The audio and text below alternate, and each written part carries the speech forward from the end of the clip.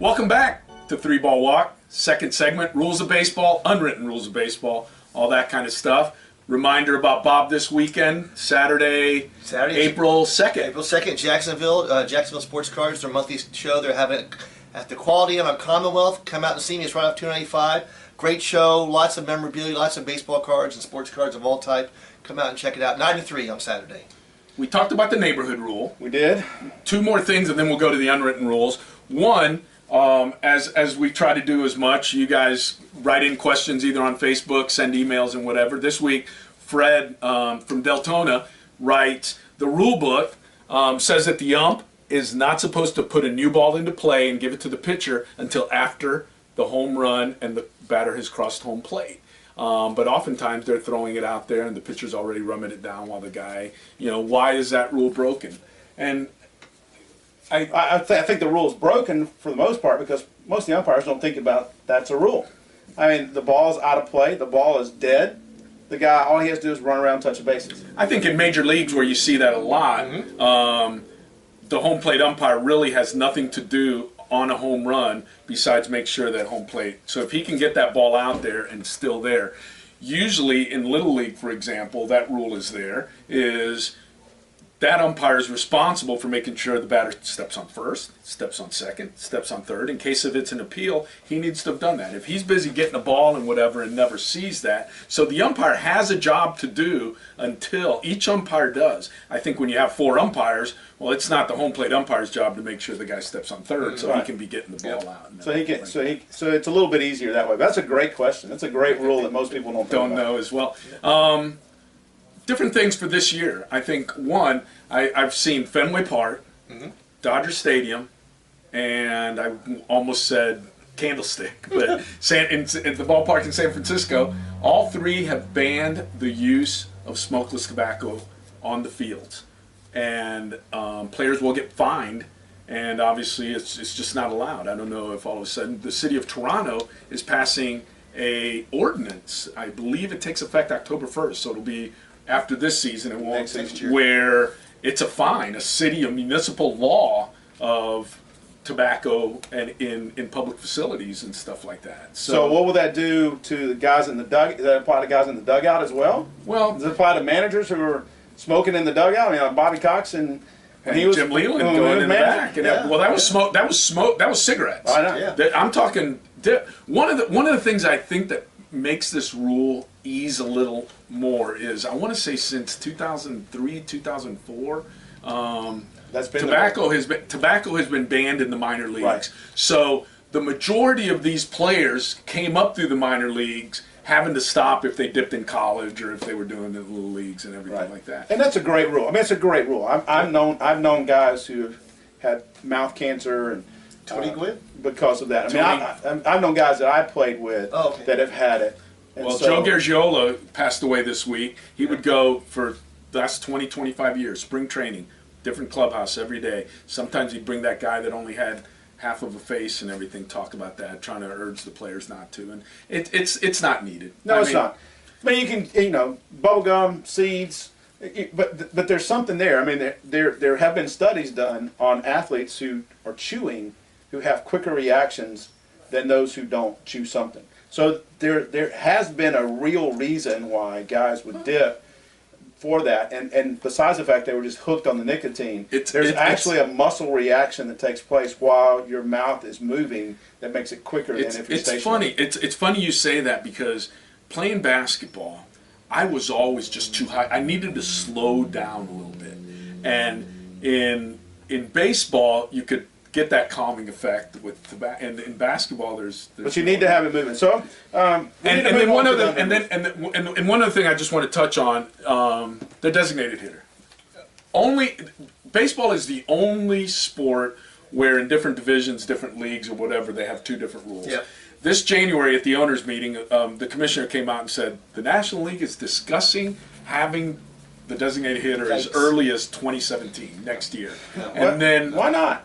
No, it's baseball. Tradition, because tradition now has it that everyone is using the designated hitter. Well, if you want to go tradition is no designated hitter. Exactly. And coincidentally enough, 3 days later, I want to say that was like the 23rd of January, on the 26th, the commissioner came out at the end of the winter baseball meetings, and they asked them about that specifically. He said, well, actually, the owner of the Cardinals brought it up. And anytime any National League owner mentions it, that's big time stuff. Right. The rest of them said, it's not happening. So he says, I wish if I could take anything back, I wish I hadn't have said that 3 days ago. So, you know, any talk about the DH in the immediate future, it's just not there. How about those unwritten rules? Well, you know, there's several unwritten rules. There are a lot of them, and there's great articles that have been written based on that. For instance, no one does it anymore like it used to be done when we were growing up, where you hit a home run, you flip the bat, the next guy up or your next time you're coming up, you better be ducking. Because you're going to get one high and tight up under the chin or in the rib cage. Yep. That's just not done anymore. Right. Well, and why is that? Well, because players are getting fined for it. Now they've taken the unwritten rule book away from the players, Yep. and they put it in the hands of Major League Baseball people who fine guys for doing what was done years ago, and that was policing the game themselves. I talked to Julio one time about this. You know, Don Drysdale to me had the best logic. You hit one of mine. I hit all 2 yours? years. Oh, I hit all yours? Yeah, I mean, exactly. And it's like baseball wants to micromanage itself so much. Let the game play out. I'm not sure you should go for somebody's head. Well, or I'll tell you the one But thing. we're in the back, Pitchers, I mean- I've seen too much taking away from a pitcher. And basically, you hit my guy, Right.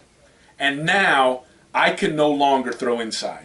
You've taken away a part, because if I throw inside, I've been warned and I'm getting ejected. So now I have to throw the ball over the middle of the plate or on the outer half of the plate, because that has been taken away from me by a warning. Or you make the umpire be the sole jury on the intent of the pitch. So if you throw a running fastball and your fastball gets away from him, which does happen from time, even Major League Baseball players. Unless you're Greg pitchers. Maddux. Well, and then If you got hit by Greg Maddux, he wanted to hit you, and that's okay. I mean, one of these days I'll tell you a story of what happened with Greg Maddux in pitching. You have to remember that one. We'll have to get to that one. okay. But you know, you have these unwritten rules like get in the box. You know, how many times have you been on? How many times have you been on the field or by the side? And even in big leaguers, even their own teammates are going, get in the box already. You know, you got to do all your hands and gloves and everything else. You Check got your cup. You got to, you know, everything's got to be done the same way, and no more rules, no more Right, Garcia no more. And then the same thing for pitchers. You know, how many times you want to just say, throw the ball, just Do get the all ball, throw it. No, it is. And one of the interesting things I think about the unwritten rule with the high and tight and everything like that is, and I think this week, okay, Ned Yost just came out yesterday and denied that the Royals are going to get even with the Mets for what had happened in the World Series, because they open on Sunday, because someone came out and said the Royals have not forgotten and they're going to be, you know, they're going to even things out over the, you know. And I think that's a big I think the biggest problem right now with the unwritten rule is the fact that the unwritten rule was also the unspoken rule. I'll tell you what, I threw at you and I hit you and outside of the clubhouse, and you came up to me and asked me, the rider, and I say, you know, it got away. And now people are bragging so much about, oh, we're going after him and he did this and he did that, that I think baseball had to do something about it. And as long as the unwritten rules, okay, right now, and I know different sport and everything like that, it's a rule you don't cheat on your wife, your girlfriend, or anything like that. It's an unwritten rule that the bro code, that if you know your friend's doing something, you don't say anything about it. Right now, Well, in the NBA, I'm busting you because we have a different set of values. But but right now in the NBA, there's a big thing because the Lakers, Yep. they let it out that he recorded that the guy's cheating on his girlfriend. Well, the guy's cheating on his girlfriend. However, it is an unwritten rule. But then all of a sudden, when people start talking about the unwritten now rule, it's not an unwritten rule. the unwritten rule is okay as long as it remains the unspoken Well, rule. I'll tell you how it was. There's an article, if you want to go read it, you can Google it, about the unwritten rules. Sports Illustrated writer, I think it was Sports Illustrated or ESPN, one of those two guys, had written about it, where one guy hit a home run off of one of the pitchers, and he pimped it. I mean, he pimped it big time, and he walked off. Well, he didn't play him the rest of the year, and then he got traded to his team. Okay. So now the guy's on his team. So the first time in live BP, he drills him in the rib cage. That's hilarious. And the guy at the back goes, "What in the bleep was that for?" He goes, "You pimped the home run last year." He goes, "Yeah, we're even." Got back in the box. That's it. That was it. Over, said, Over, done. I'll give you one. 1997, when I was the assistant PR director with the Marlins, we clinched 5 games to go, the wild card in Montreal, and then we had, after Montreal, we closed the season, 3-game series in Philadelphia. We're done. We're the wild card. We're playing guys that usually don't play or anything like that. But then we've got we've got a division series against the Giants coming up that weekend, and rookies up there, and we had a rookie who wound up having a pretty decent career after that, Antonio Alfonseca. Sure.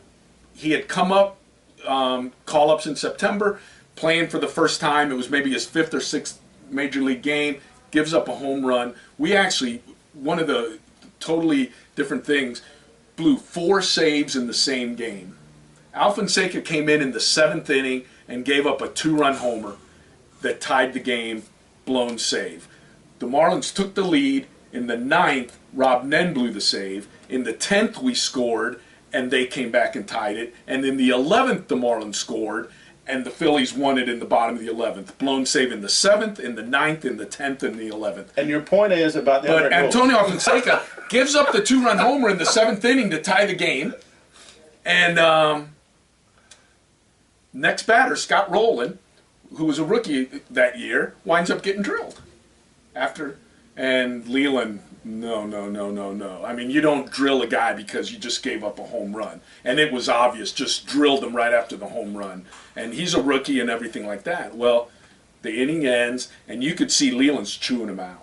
And then he goes over to the corner of the dugout. John Wayner, who is the utility man, extra guy, caught left field and everything, says, "Wayner, you're leading off." And after the game, Wayner goes up there, leads off the top of the 8th inning. First pitch gets drilled. Okay, after the game, so you went in there, they're talking to Wayner about getting drilled, and Wayner says, "Well, Jim came over to me, and we're getting ready to go in the playoffs. Charles Johnson's our all-star catcher. He's leading off the inning, and we can't afford to get him hurt." So Wayner came up and said, Leland comes up to me and says, "John, you got to be the sacrificial lamb." And he put him out there knowing what was going to happen. Hey, Leland knows he's going to get hit. We deserve to get hit. Send the man out there so you don't want to. You can pick who's going to get hit. But somebody's getting hit. But you know what? But see, I think part of the reason why we see these lingering feuds now is because baseball doesn't allow itself to end it. Because writers talk about it, and because guys are getting fined for it, and you still want to have that machismo that you hit my guy, I'm going to hit your guy at some point. And if I have to pay the fine for it, then so be it. I have to pay the fine for it. And that kind of thing wouldn't happen if there weren't fines. I mean, so a guy gets hit. Okay, great. You don't throw at the head. Don't throw at the head. But if you get a rib shot, you turn your back, whatever. And yeah, guys might get hurt. And these guys know it's coming a lot of times. If you did that, you would not have Bautista flipping the bat and that kind of stuff. If you knew the next guy, he would take care of Bautista in the locker room, in the clubhouse afterwards, and say, "Look, I'm the guy getting hit." Exactly. Which adds to going back the designated hitter. I'm the pitcher. I'm going to hit the pitcher.